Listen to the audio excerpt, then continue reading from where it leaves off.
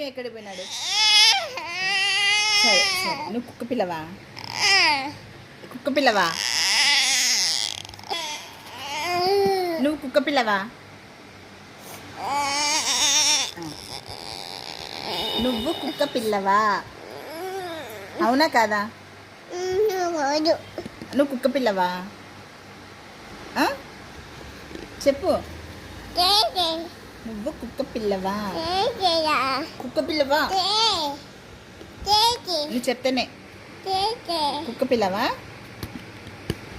చిన్ను ఏడు? చిన్ను చిన్ను ఎక్కడ?